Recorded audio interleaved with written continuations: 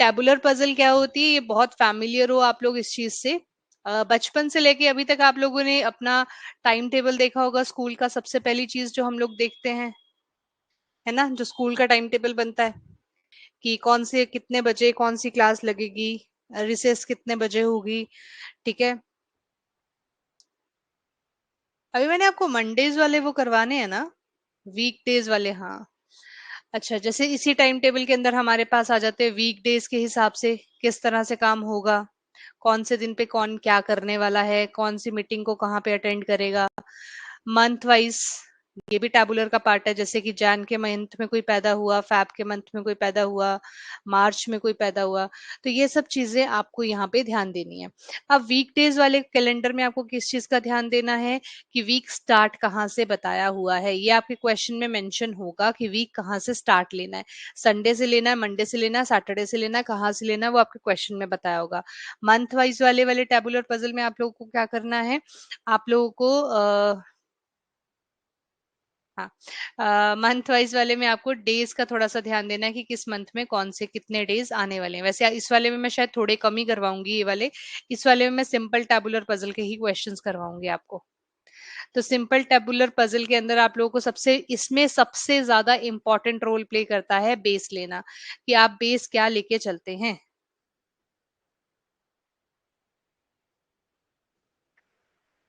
ठीक है, सबसे ज्यादा इंपॉर्टेंट पार्ट क्या प्ले करता है कि आपने बेस क्या लेके चलना है। जैसे ये क्वेश्चन है, ठीक है, अब आपको यहाँ पे दो चीजें दिख रही हैं। हमेशा छोटा वाला बेस लेना, आप ध्यान से देखना।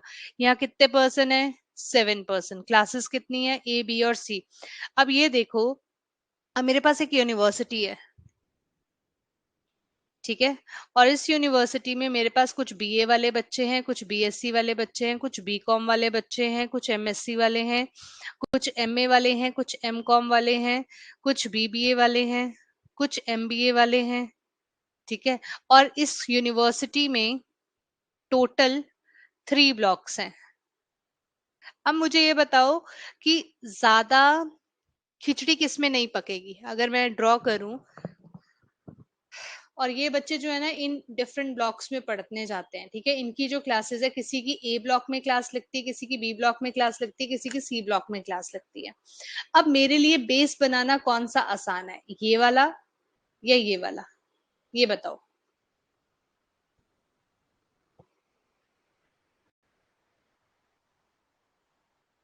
मेरे लिए बेस बनाना किसको आसान रहेगा।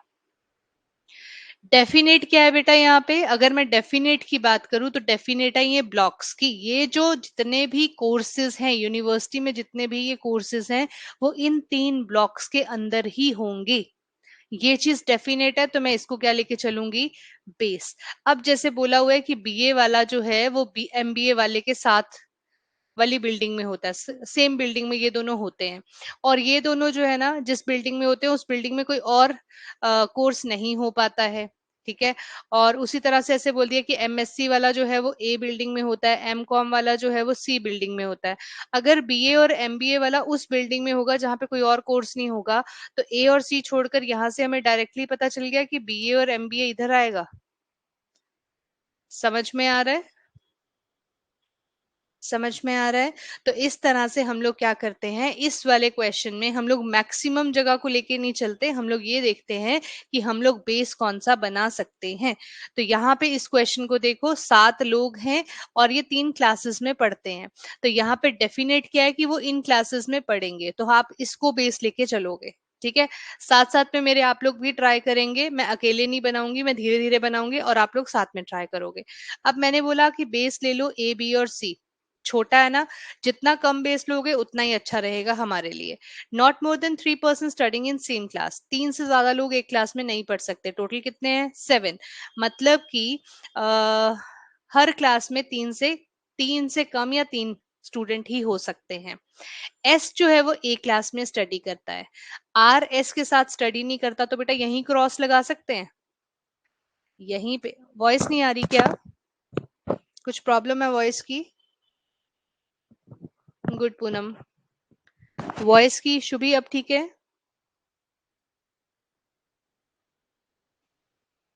All okay, okay. चलो ये समझ में आया मैंने क्रॉस क्यों लगाया। उसने कहा था R is not studying with S, R जो है वो एस के साथ स्टडी नहीं करेगा, तो अगर एस एक क्लास में है तो आर इस क्लास में नहीं आ सकता, अलग से नहीं लिखना है यहाँ पे कुछ भी। पी जो है वो बी क्लास में स्टडी करता है, यहाँ लिख दो। क्यू और यू सेम क्लास में स्टडी करते हैं but not with are.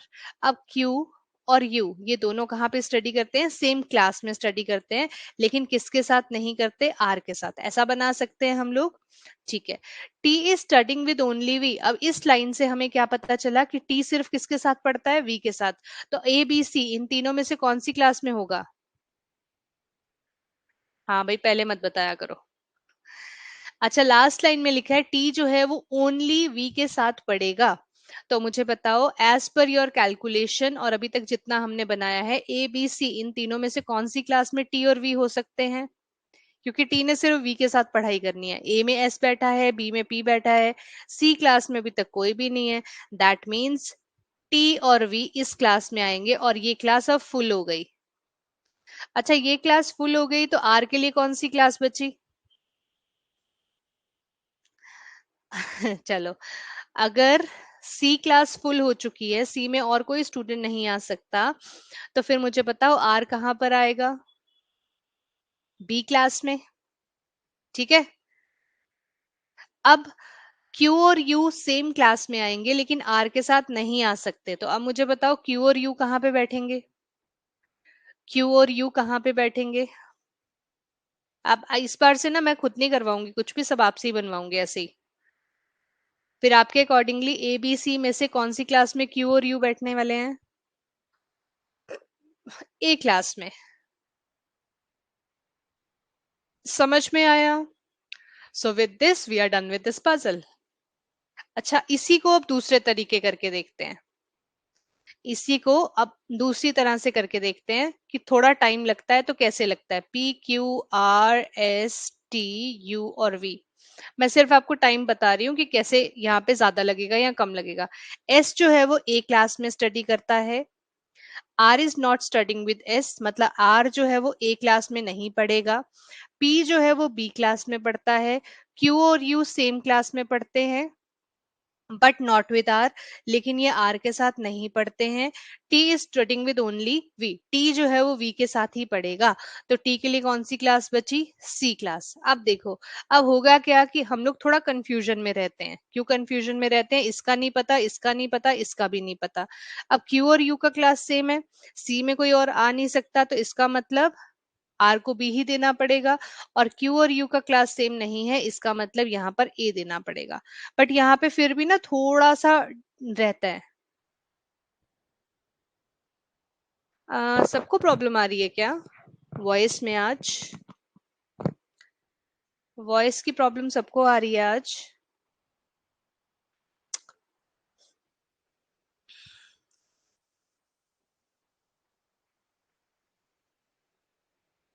Hello. नहीं नहीं नहीं, all okay, very clear. Okay. अगर आएगी तो मुझे बता देना। ठीक है। तो ये वाला है, आप ऐसे भी बना सकते हो, लेकिन होता क्या है यहाँ पे थोड़ा कंफ्यूजन रह जाता है। अगर ये वाला पोर्शन आप 100% एक्यूरेसी से कर लोगे, या फिर हम बोल सकते हैं टाइमिंग के वाइज बात करते हैं। अगर यहाँ पे मुझे 60 सेकेंड्स लग रहे हैं ना इसको बनाने में, जब आगे आप बहुत ज्यादा प्रो हो जाओगे, बहुत ज्यादा अच्छे से करोगे, 60 सेकेंड्स लग रहे हैं, तो यहाँ पे मुझे 70 सेकेंड्स तक लगते हैं। फर्क सिर्फ इतना सही है, बस थोड़ा सा कंफ्यूजन वाला पार्ट रहता है, वो आप लोगों ने भी देख लिया होगा। ठीक है, समझ में आ गया। अगले क्वेश्चन पे चलें। तो यहाँ पे इन क्वेश्चंस को सॉल्व करना तो आसान है। आर के साथ और कौन बढ़ रहा है उस क्लास में, पी पढ़ रहा है। अगर यहाँ पे ढूंढना है तो आर कौन सी क्लास में है, बी क्लास में है, तो बी क्लास में और कौन है, पी। ऐसे भी ढूंढ सकते हो जैसे आपको स्टडी, जैसे आपको सही लगता है। ठीक है। नेक्स्ट क्वेश्चन, अब आप मुझे यहाँ पे बताएंगे 6 फ्रेंड्स हैं, 3 कंपनीज हैं, और 6 ही प्रोफेशंस हैं। अब आप लोग देख लो आपने किसको बेस लेना है और कैसे लेना है।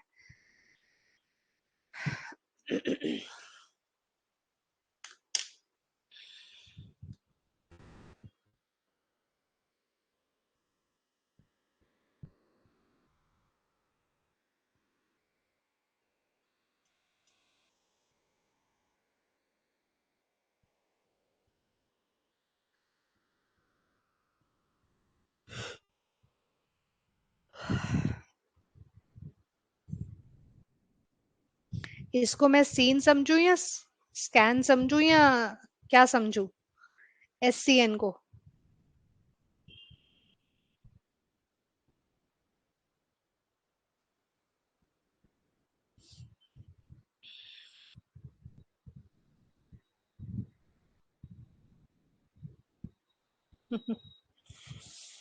ठीक है जी।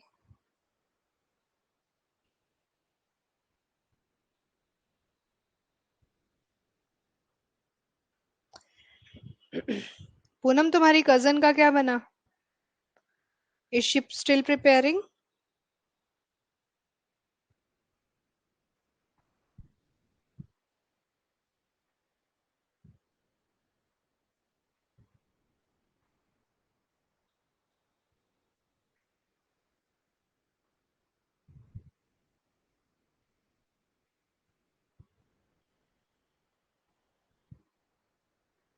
Very good. क्या बेस लिया आप दोनों ने?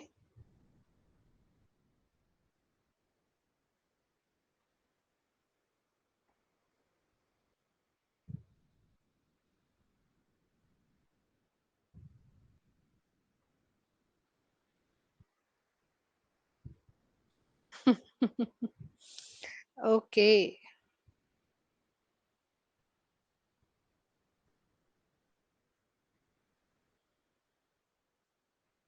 Very good.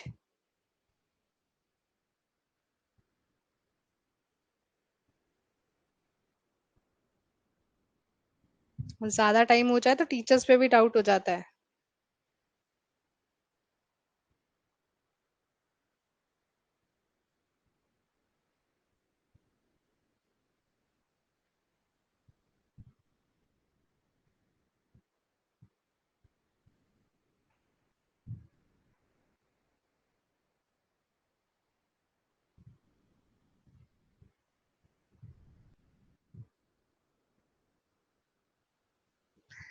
चलो भाई, 3 गर्ल्स का तो हो गया, Shubhi, Poonam and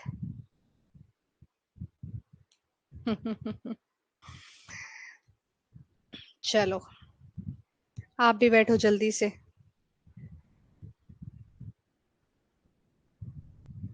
very good Sanat. Sanat क्या लिया base?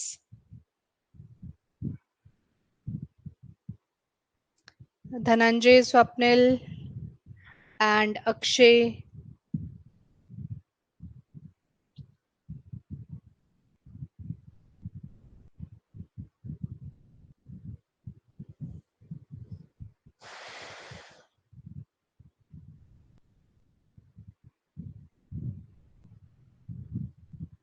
Okay good. For the time being, जब तक बाकी लोग कर रहे हैं, एक बार कुछ और बेस लेके भी ट्राई करके देख लो, अगर आप लोगों को करना है तो।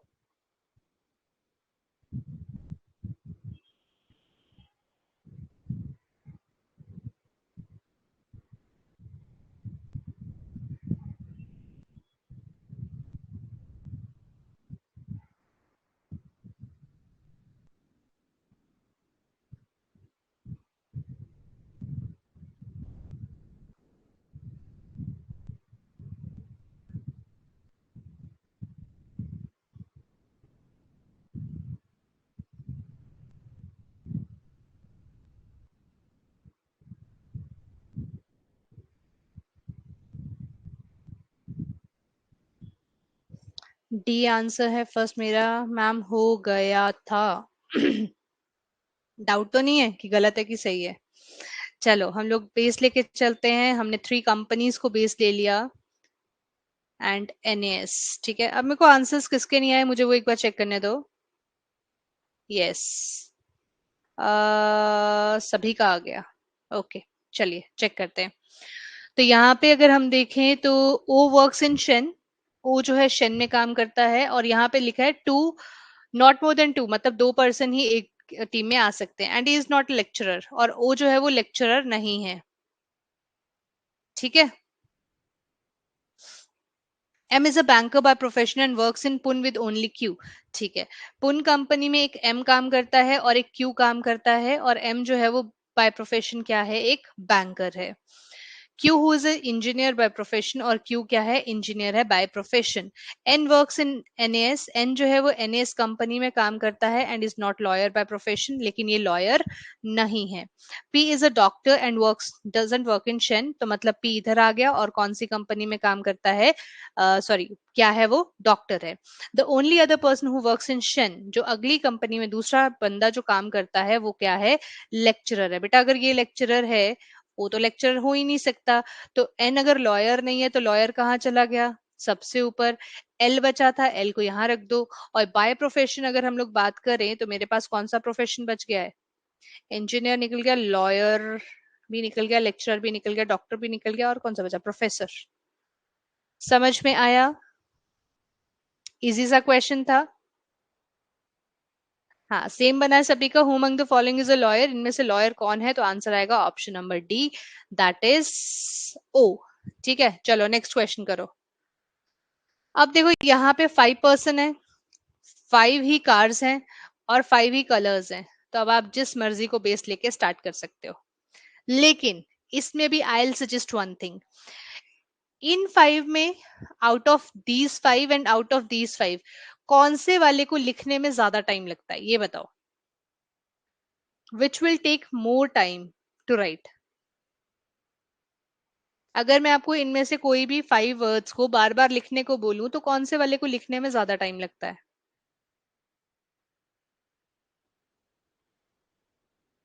Cars name. तो पेपर में उस चीज को बेस ले लो जब सब कुछ इक्वल दिया हो, तो उस चीज को बेस ले लो जो कि लिखने में हमें ज्यादा टाइम लगता है. हो सकता है ना इसके बारे में इंफॉर्मेशन दी हो, ये यहाँ नहीं आएगा वहां नहीं आएगा, तो इसलिए हम लोग इसको बेस लेके चल लेंगे. ठीक है. तो this is the second hint कि कैसे आप अपने टाइम को मिनिमाइज कर सकते हो. Tabular puzzle is all about कि आप कितना टाइम इसमें सेव कर सकते हो. इजी होती है लेकिन बेस राइट होना चाहिए आपका. ठीक है, बनाओ.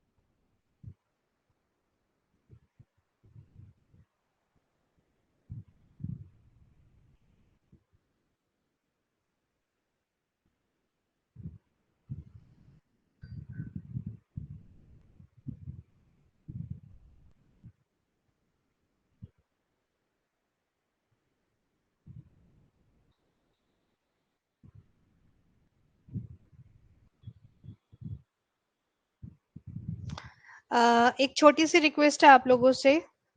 अगर आपके किसी आसपास में किसी को भी रीजनिंग पढ़नी होगी तो प्लीज शेयर कर देना.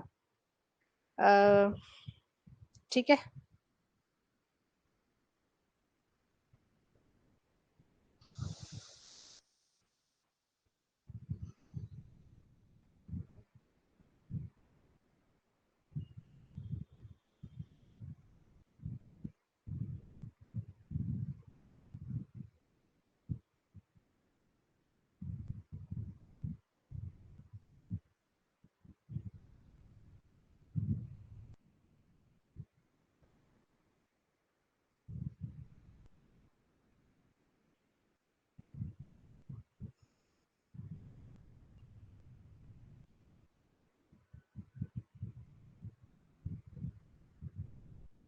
Very good.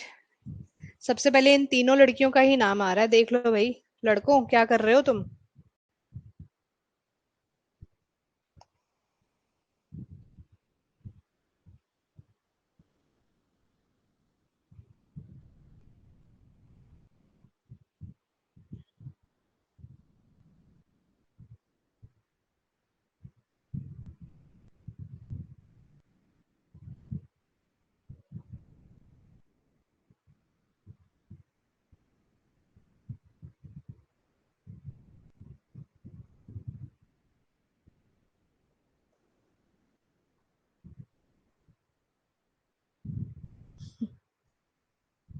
अच्छा जी।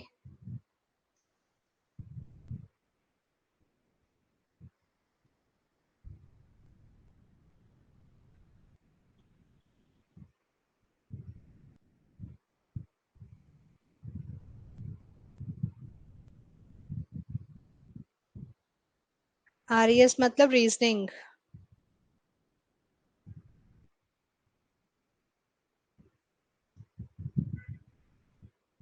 हाँ जी धनंजय, डन है आपका? गप्पे नहीं मारनी फालतू की।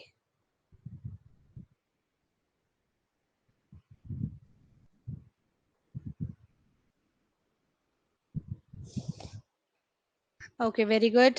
करिए जरा क्वेश्चन नंबर 11 का आंसर सब लोग। Who owns the red car?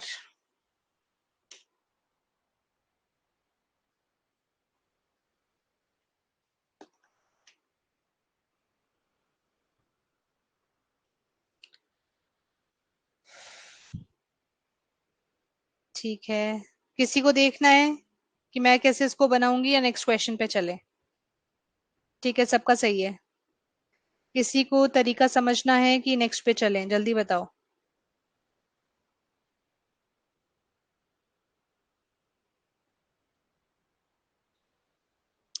Next. Easy है। हाँ है तो इजी है। अच्छा, अब मैं इसको ना आपको एक और तरीके से बताती हूँ। अब आप लोगों ने इसको ऐसे बनाया ना, किसी ने इसको ऐसे लेके देखा। बेटा अभी आप सीख रहे हो है ना, तो इसको दोनों तरह से सोच के देखा करो कि मैंने ये ही क्यों करवाया, मैंने आपको ये ही क्यों करने को बोला, ये क्यों नहीं करने को बोला, उसको ध्यान से समझने की कोशिश करना। अब अगर मैं यहाँ पे बात करूँ, the one who owns Eco Sports owns a black coloured car. अब इको स्पोर्ट वाला मेरे को पता है, यहाँ लिखा है तो ये ब्लैक कलर आ गया। पी, अब मुझे इस वाले हिंट के लिए यहाँ लिखना पड़ता Eco black. P owns a Duster, P जो है वो क्या ओन करता है? डस्टर ओन करता है। तो ये मेरे पास आ गया P. But he doesn't own blue और ग्रीन कलर, लेकिन इसके पास ना तो ब्लू कलर है और ना ही ग्रीन कलर है। यहाँ भी लिखना पड़ेगा, ना ही यहाँ पे ब्लू कलर है और ना ही यहाँ पे ग्रीन कलर है। यू और एन के पास यूको स्पोर्ट्स नहीं हो सकती, तो ये यू इको स्पोर्ट्स जो है वो यू और एन के पास नहीं जाएगी। तो यहाँ पे मैं क्रॉस करके लिख लेती हूँ, यहाँ पे यूएन नहीं आ सकते। जी हु ओन्स नीदर स्विफ्ट और इको स्पोर्ट। अब इको स्पोर्ट के पास एक और पर्सन का नाम आ गया जिसका नाम है जी। ये भी इको स्पोर्ट को नहीं ओन करता और ना ही ये स्विफ्ट को ओन करता है। तो यहाँ जी के साथ लिख लेते हैं Swift. Owns white colour car, और जी जो है उसने कौन से कलर की कार ओन की हुई है? व्हाइट कलर की। ठीक है, यहाँ पे मेरी पहली इंट बनी है ये वाली साइड पे लिखने वाली। G doesn't on a Creta which is blue coloured car. Creta कौन से कलर की है? ब्लू कलर की, लेकिन जी इसको भी ऑक्यूपाई नहीं करता। ठीक है, तो जी यहाँ पे भी नहीं आएगा, सॉरी क्रेटा भी नहीं आ सकती यहाँ पे। और एक और इन्फॉर्मेशन मुझे यहाँ पे मिल गई कि क्रेटा जो है वो कौन से कलर की है? ब्लू कलर की है। You likes green coloured car, और यू जो है इसको कौन से कलर की गाड़ी पसंद है? ग्रीन कलर की। अब यहाँ पे मुझे यू के बारे में पता नहीं, तो मैं इसको साइड पे लिख लेती हूँ। देखो, पर्सन फिक्स किए थे, ठीक है, अगर आपको वो इजी लगता है तो। नहीं, वो आपकी इच्छा है भाई, जैसा आपको ठीक लगता है। अब यहाँ पे देखो मुझे क्रॉस क्या बता रहे हैं, यहाँ जी नहीं आ सकता, यहाँ जी नहीं आ सकता, यहाँ जी नहीं आ सकता, इसका मतलब जी कहाँ आएगा? यहाँ पे। जी में हमारे पास स्विफ्ट कट गई, क्रेटा कट गई, इको स्पोर्ट्स कट गई, है ना। डस्टर आ नहीं सकती, तो कौन सी गाड़ी बची है? यहाँ से देखो, स्विफ्ट नहीं आ सकती, क्रेटा नहीं आ सकती, इको स्पोर्ट्स नहीं आ सकती, डस्टर नहीं आ सकती, तो जी के पास कौन सी गाड़ी बची? ब्रेजा। मैं साथ साथ में बना रही हूँ, शायद इसलिए आपको थोड़ा डिफरेंस कम पता चलेगा। ठीक है, अब यू को ग्रीन कलर चाहिए, तो यू ग्रीन रखने के लिए बेटा यही पोजीशन खाली बचती है जहां पे दोनों स्पेसेस खाली हैं। यही खाली था। जी के साथ व्हाइट आ गया। अब यहाँ पे यू ग्रीन तो हमने बना लिया है, और जी के साथ व्हाइट है, ये भी हम लोग ऑलरेडी लिख चुके हैं। ये वाली हिंट्स तो मेरी खत्म हो गई। कलर कौन सा बचा मेरे पास? रेड। और तो कोई नहीं बचा, यहाँ एन नहीं आ सकता, एन इधर आ जाएगा। और बचा कौन? आर। ये वाला तो हो गया कंप्लीट। अब इस वाले पे चलते हैं। अब इसने क्या कहा है? यहाँ पे ब्रीजा और स्विफ्ट नहीं आ सकती, ये तो हमने कंप्लीट कर लिया। यहाँ पे ब्लू और ग्रीन कलर नहीं आ सकता। ग्रीन निकल गया, व्हाइट निकल गया, इको स्पोर्ट्स वाला ब्लैक लेगा, मतलब यहाँ पे ब्लैक कलर भी नहीं आ सकता ना। अब देखो, व्हाइट ब्लू ब्लैक ग्रीन निकल गया, तो डस्टर के लिए कौन सा कलर बचा? सिर्फ रेड। ये वाला पोर्शन भी कंप्लीट हो गया। हाँ जी। इको स्पोर्ट्स GUN के पास नहीं जाएगा तो R के पास तो जा सकता है, इको स्पोर्ट्स। यहाँ तक डन। और इको स्पोर्ट्स वाला कौन से कलर का है? ब्लैक कलर का। कौन सा कलर बच गया? ब्लू। और ब्लू कलर किसका है? क्रेटा का। अब कौन सी गाड़ी बच गई? स्विफ्ट। ठीक है। देखो, ये कहीं किसी किताब में नहीं लिखा हुआ कि हमें क्या बेस लेके चलना है। ये सिर्फ आपकी अंडरस्टैंडिंग, आपकी प्रैक्टिस, यही सब चीजें आपको थोड़ा सा बताती हैं कि धीरे धीरे, ये सब चीजें मैंने भी प्रैक्टिस से ही सीखी हैं कि कौन सा बेस मैं लेके चलूंगी तो मेरा क्वेश्चन जल्दी बनेगा। अभी भी मैं आपको स्टिल यही कहूंगी कि अगर मुझे इस क्वेश्चन को बनाने में 60 सेकेंड्स लगे हैं, मैं सिर्फ एक कंपैरिजन के लिए ये नंबर ले रही हूँ, तो मुझे इस क्वेश्चन को इस तरह से बनाने के लिए 80 सेकेंड्स लगेंगे ही लगेंगे। ठीक है। क्योंकि यहां पर मुझे क्रॉस किस में लगाने थे? सिर्फ UNG लिखना is very easy as compare to बार बार गाड़ियों के नाम लिखने से। ठीक है। तो जैसे जैसे आप लोग प्रैक्टिस करते जाओगे आपको भी समझ में आता जाएगा कि आपको क्या चीज ज्यादा सूट कर रही है। अब यहाँ देखो, ये 6 स्टूडेंट्स हैं। They got the top 6 rank such that no two of them get same rank. Same rank दोनों में से किसी का भी नहीं आएगा। एंड आगे इन्होंने क्या कहा है, इनको डिफरेंट कलर्स पसंद है। ठीक है। अब यहाँ पे आप लोग चेक करना शुरू कर दो, यहाँ से पजल स्टार्ट है। One student got rank between rank of S who likes white and T who likes orange. इस वाले क्वेश्चन को थोड़ा सा ध्यान से बनाना, और इसमें बेस मैं नहीं बताऊंगी, आप लोग खुद से सोचो।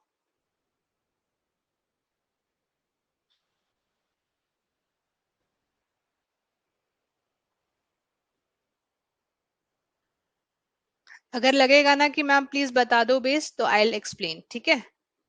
आपके हिसाब से कौन सी चीज है इन तीनों में जो फिक्स्ड है? 6 स्टूडेंट्स फिक्स हैं, ये रैंक फिक्स है, या फिर कलर्स फिक्स हैं? क्या चीज होती है जो फिक्स रहता है?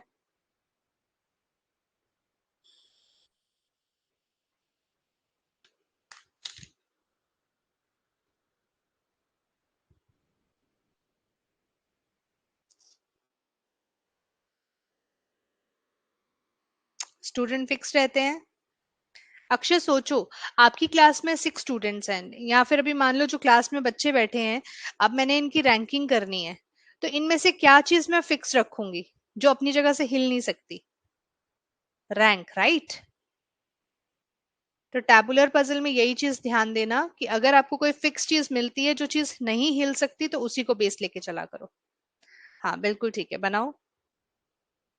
फर्स्ट रैंक, सेकंड रैंक, 1 2 3 4 ऐसे स्टार्ट कर लो, टॉप टू बॉटम रैंक्स को लिखना। जैसे आपकी पेपर के अंदर रिजल्ट निकलता है तो फर्स्ट टॉपर सबसे ऊपर होता है ना, उस तरह से बनाओ।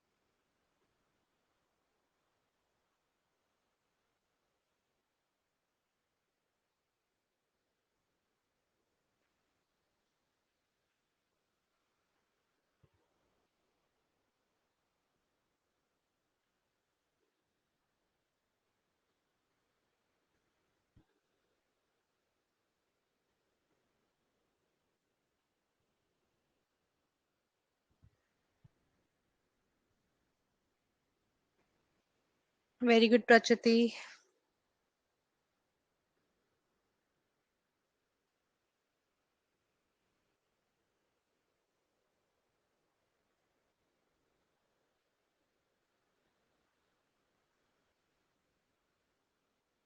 Very good Dhananjay.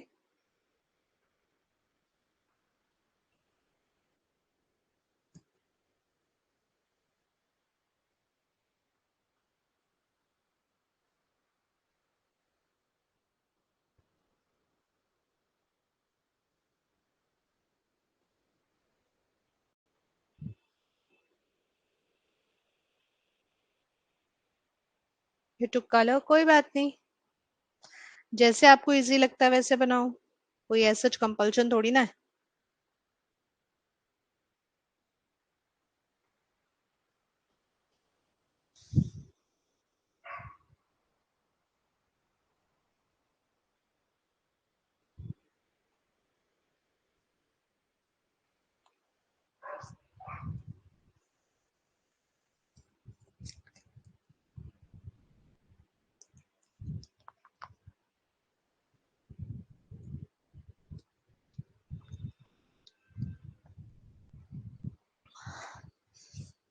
Question number 16 का आंसर करेंगे, जिसका भी हो जाएगा।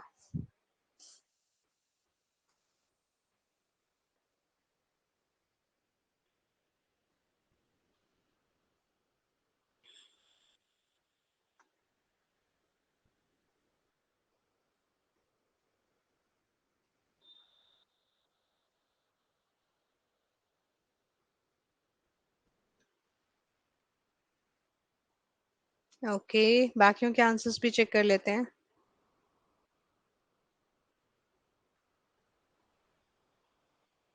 ठीक है।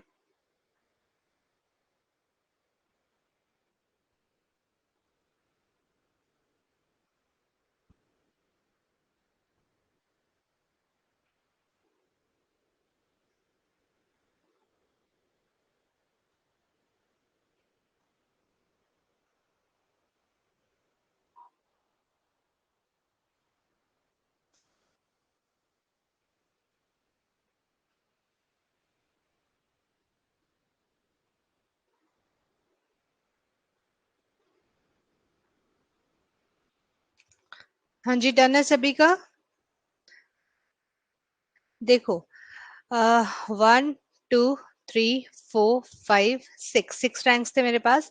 One student got rank between S who likes white and T who likes orange. इनके बीच में एक पर्सन आएगा, ऊपर नीचे मुझे नहीं पता किसका रैंक ऊपर है किसका नीचे है। R likes yellow colour, R को कौन सा कलर पसंद है, yellow. And U doesn't like grey and black colour, U को कौन सा नहीं पसंद, ना तो ग्रे पसंद है ना ही ब्लैक पसंद है। कलर्स भी ले सकते हो क्योंकि कलर्स के बारे में बहुत इंफॉर्मेशन है, तो आप वो भी लेके कर सकते हो, क्रॉस करना आसान रहेगा। ठीक है। The student who like black and yellow colour got the consecutive ranks. Black और येलो वाले के जो रैंक्स हैं वो बिल्कुल साथ साथ में आएंगे। ठीक है। The one who likes yellow colour gets least mark, least marks है तो येलो वाला सबसे नीचे चला गया। उसके ऊपर कौन आ जाएगा, ब्लैक वाला, क्योंकि ब्लैक और येलो वाला बिल्कुल साथ साथ में बैठे हुए हैं। और येलो वाला है कौन, आर। यही इंफॉर्मेशन थी हमारे पास। टी और एस इनमें से कोई भी फर्स्ट रैंक नहीं लेता है, फर्स्ट रैंक पे नहीं आ सकता। क्यू के पास थर्ड रैंक है, तो क्यू के पास कौन सा रैंक आ गया, थर्ड रैंक। एस और पी हैव कंसेक्यूटिव रैंक्स, और एस और पी के रैंक्स कैसे हैं, बिल्कुल साथ साथ वाले। चलो, एस और पी के रैंक्स बिल्कुल साथ साथ वाले हैं, और एस और टी में 1 का गैप है। तो अगर मैं एस को यहाँ पे रखूं तो पी मेरे पास टॉप पे आ जाएगा, एस वाइट, डैश छोड़ के ऑरेंज आ गया।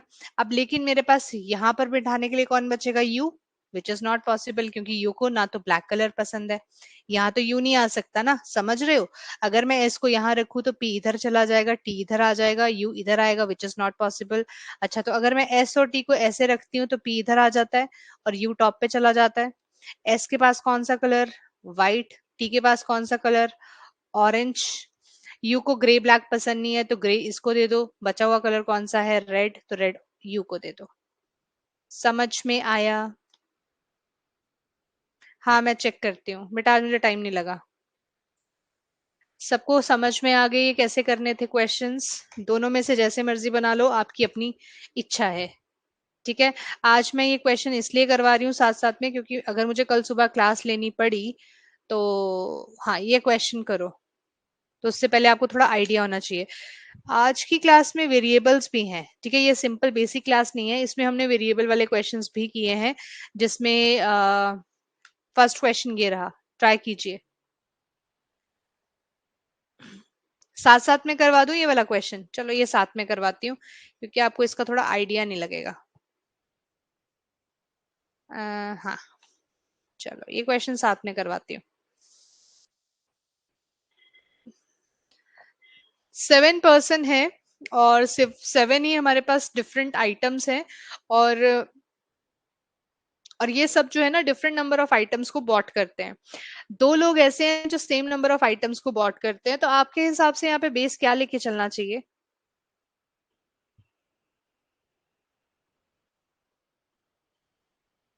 क्या लेके चलना चाहिए? जो आप बोलोगे वही वाला बेस लेके चल पड़ेंगे हम।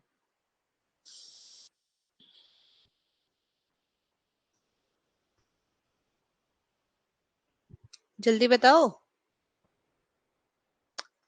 पर्सन, आइटम, आइटम,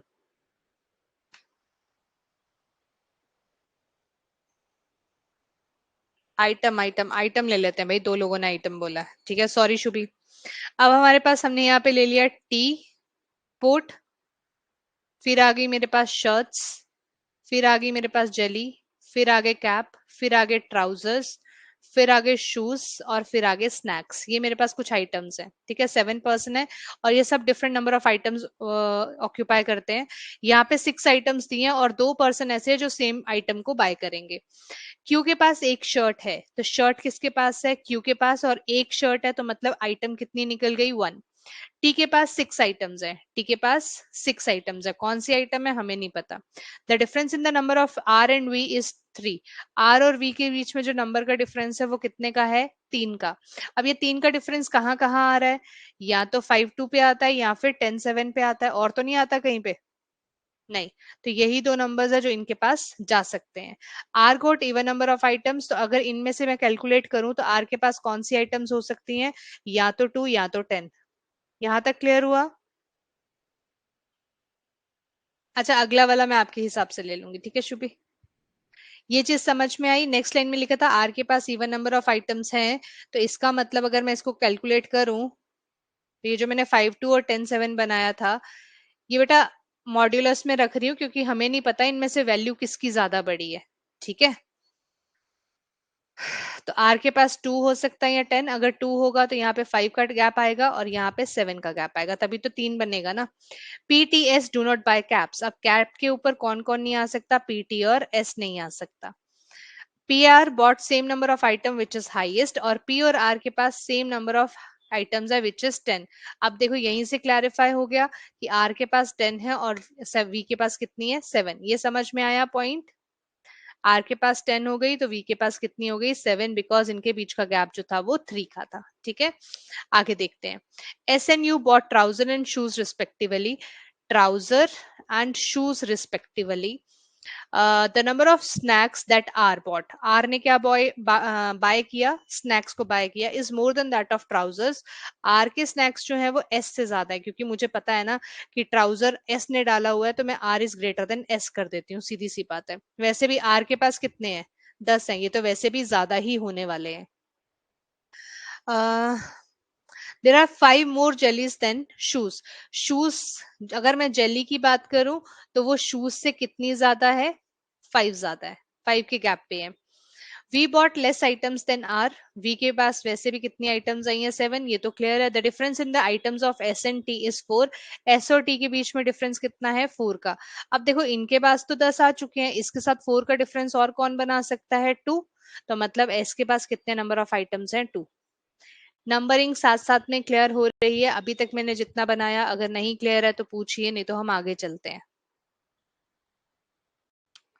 बताइए,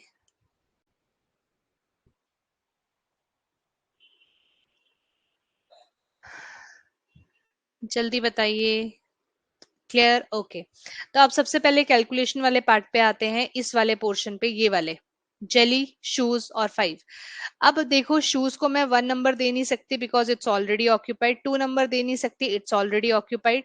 तो 5 नंबर नेक्स्ट आता है, 5 में 5 ऐड करेंगे तभी 10 बनेगा। दैट मीन्स एक ही ऑप्शन है यहाँ पे जेली के लिए, दैट इज 10 वाला। अब 10 नंबर एक आर के पास था, एक पी के पास था, तो पी यहाँ पे चला गया। ये वाला पोर्शन भी सबको क्लियर होगा।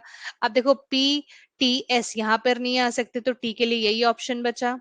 बचा कौन? P, Q, R, S, T, U और यहाँ पे आ गया वी। वी के पास कितने आइटम्स? 7। ठीक है, एस के पास 2 आइटम्स और टी और यू बचा है। टी के पास 6 आइटम्स और बचा कौन? 5 आइटम्स वाला, दैट इज शूज। क्या आपको ये क्वेश्चन क्लियर है कि जब आपके पास वेरिएबल के साथ कैलकुलेशन भी आ जाएगी तो आपको किस तरह से करना पड़ेगा?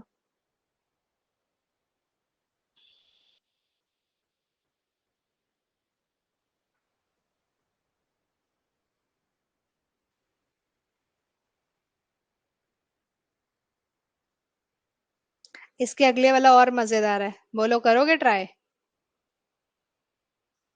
लो, करो ट्राई। देखो टाइम जैसे जैसे आगे जाओगे लेवल अप होता जाएगा। सारे क्वेश्चंस आज मैंने करवाई दिए हैं ऑलमोस्ट। इनको एक बार रिवाइज कर लेना बस रात को।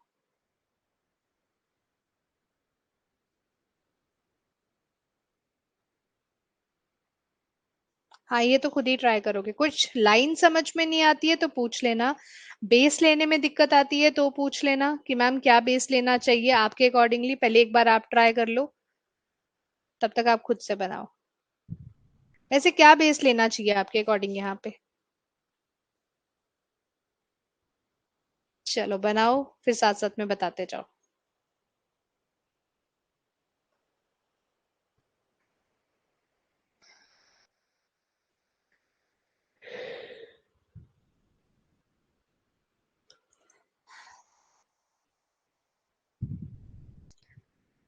चलो, जिसको जो सही लगता है वो लेके करो, बनाओ।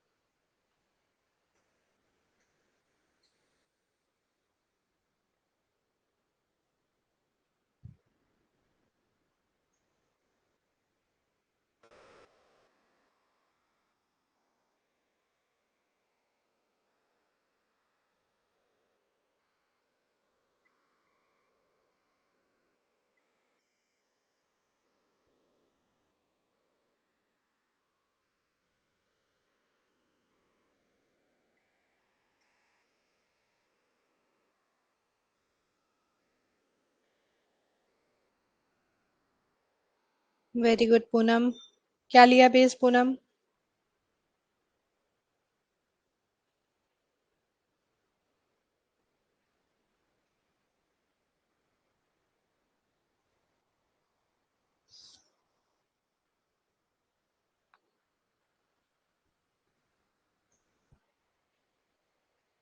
ओके।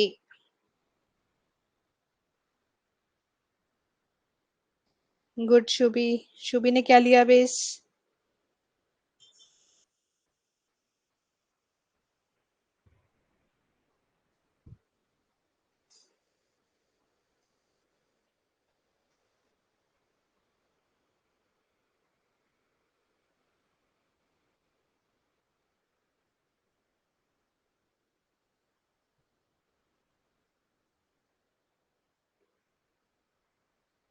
ओके।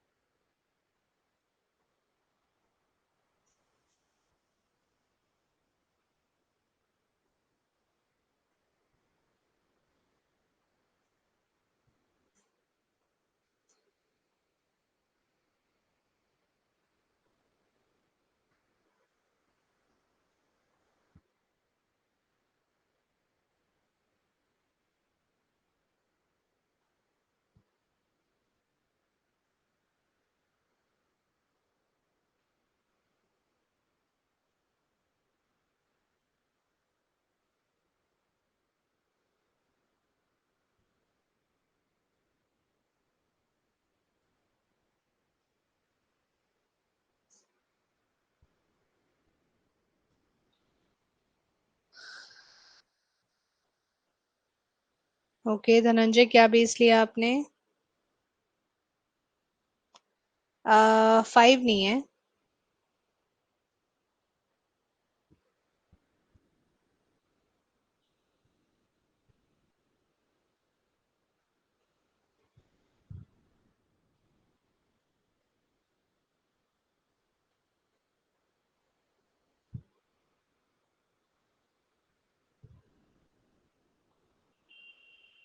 हाँ, डी ठीक है।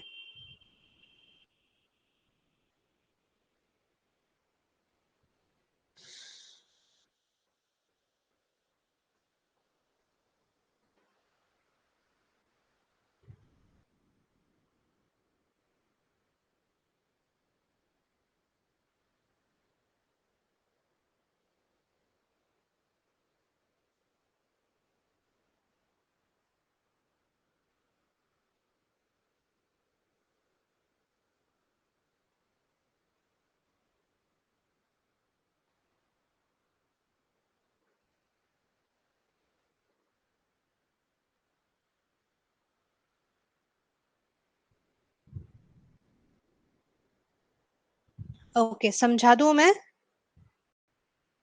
चलो मैं समझा देती हूँ। बताओ क्या बेस लेके चलना है? टाइम, इस बार शुभी की बात मान लेते हैं।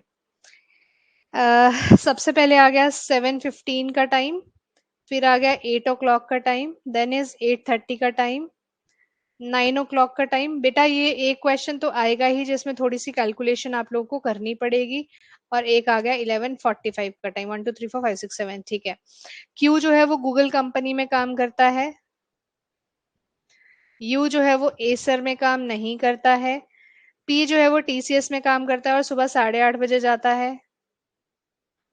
यू जो है ऑफिस जो है वो 7:15 बजे जाता है। But not in the Flipkart. लेकिन अब यू जो है वो ना तो एसर में काम करता है और ना ही फ्लिपकार्ट में काम करता है। ठीक है, एफकेटी लिख देते हैं इसको। ये हो गया, ये हो गया। नहीं, ये नहीं हुआ अभी तक। अच्छा, आगे लिखा है the difference in Q and the one who works in IBM. Q और आईबीएम के बीच का जो डिफरेंस है वो 45 मिनट्स का है। अब ये डिफरेंसेस हम बाद में चेक करेंगे कहाँ कहाँ पे कितने कितने बनते हैं। We goes office after 11 AM। 11 AM के बाद कौन सा टाइम बचा? सिर्फ एक ही टाइम बचा। लेकिन ये फ्लिपकार्ट में नहीं जाता, ये भी फ्लिपकार्ट में नहीं जाएगा। ठीक है। आरएस जो है वो आईबीएम और फेसबुक में काम नहीं करते हैं। आरएस जो है वो ना तो आईबीएम में काम करता है और ना ही ये एफपी पे काम करता है। The timing of the one who works in Facebook is 9 AM। 9 AM पे कौन काम करता है? जो कि फेसबुक पे काम करता है। The one who works in Infosys goes before one who works in Flipkart. Infosys वाला जो है वो पहले जाएगा फ्लिपकार्ट वाले से। ठीक है, फ्लिपकार्ट वाला बाद में जाता है ऑफिस। डिफरेंस ऑफ एटलीस्ट कम से कम 2 घंटे का डिफरेंस होना चाहिए एस और टी की टाइमिंग के अंदर। ठीक है, कम से कम है तो मतलब ग्रेटर देन और इक्वल्स टू 2 आवर्स ऐसे बोल सकते हैं। अब सबसे पहले देखो 2 आवर्स का डिफरेंस अगर हम बनाना चाहें तो कहाँ पे बना सकते हैं। कोई बात नहीं, अब ध्यान से देखो, यहाँ तक हमारी इन्फॉर्मेशन डेफिनेट थी, ये हमने बना ली। अब हम लोगों को यहाँ पे काम करना पड़ेगा दूसरा वाला, कि हिट एंड ट्राई लगाने पड़ेंगे, इनके कैलकुलेशंस करने पड़ेंगे, और कुछ नहीं करना। ठीक है, ध्यान से समझते जाओ आप लोग फटाफट से। सबसे पहले क्यू और आईबीएम में 45 मिनट्स का डिफरेंस है। अब देखो यहाँ पर 45 मिनट्स का डिफरेंस कहाँ कहाँ आ सकता है, 7:15 और 8 बजे के बीच में। और 45 मिनट्स का डिफरेंस कहाँ दिख रहा है आपको, 11 बजे और 11:45 पे। देखो यही दो टाइमिंग्स है जहां पे आपको 45 मिनट्स का डिफरेंस दिख रहा है। बताइए।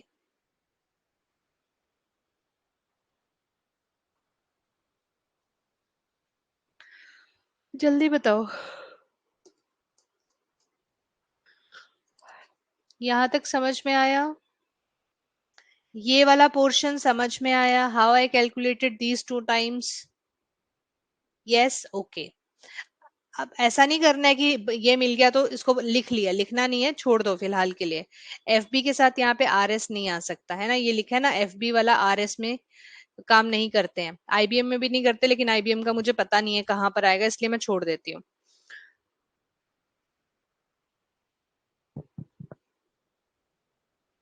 ठीक है। अच्छा, अब क्यू जो है वो गूगल पे काम करता है। ठीक।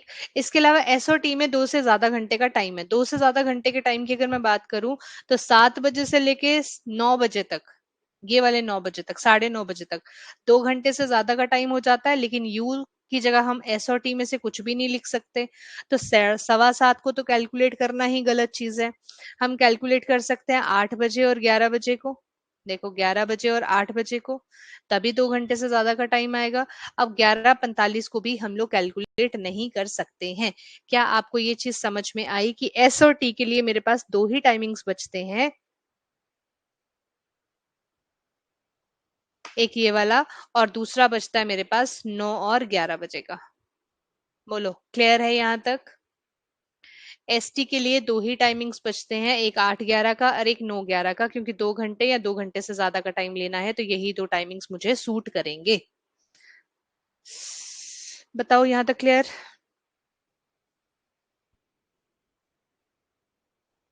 ठीक है, चलो।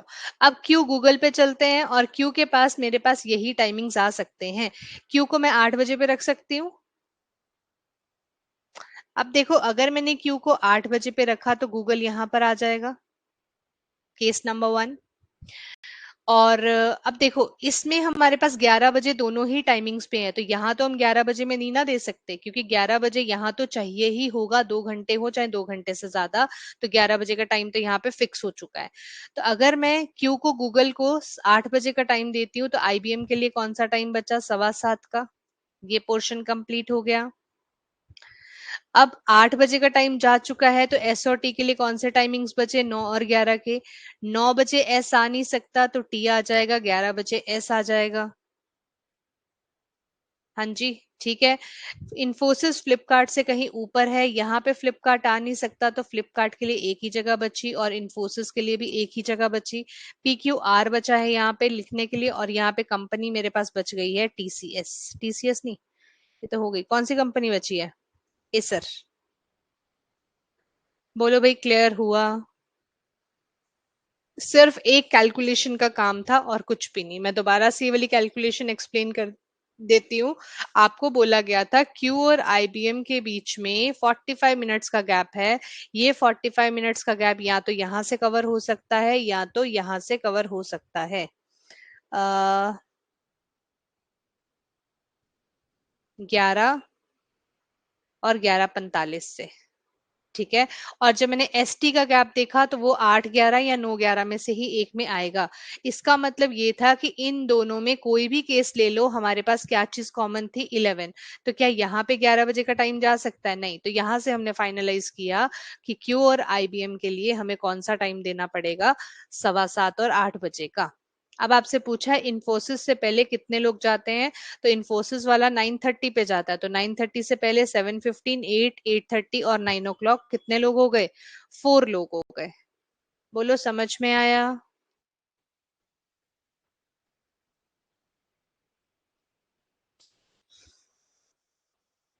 क्लियर है सभी को? कोई डाउट तो नहीं है इस क्वेश्चन में? सब कुछ सही बना है, वेरी गुड, बहुत बढ़िया। अब ये क्वेश्चन इजी है, इसमें मैं आपको कुछ नहीं बोलूंगी कि मुश्किल लगेगा। आप लोग पेपर्स देते थे, आप लोगों ने स्कूल में एग्जाम्स दिए हैं ना, तो क्या होता है, एक थ्योरी के मार्क्स होते हैं, एक लैब के मार्क्स होते हैं, ऐसे ही होते हैं, थ्योरी के मार्क्स 80 में से होते हैं, लैब के मार्क्स 20 में से होते हैं, ऐसा ही रहता है। और यहाँ पे हम लोग स्टूडेंट्स का नाम लिखते हैं, ऐसे ही बनती है शीट।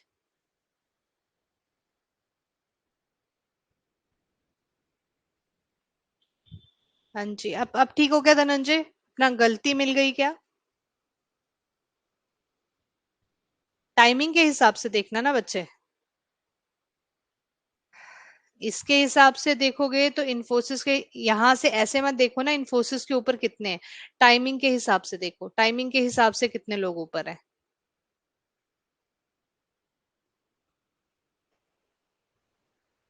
पी एंड क्यू जा रहे, आपके हिसाब से इन्फोसिस जो है वो 8:30 बजे जा रहा है धनंजय?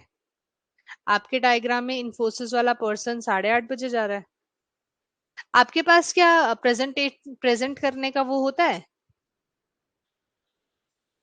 आपके पास होता है प्रेजेंट करने का, शीट प्रेजेंट करने का ऑप्शन है?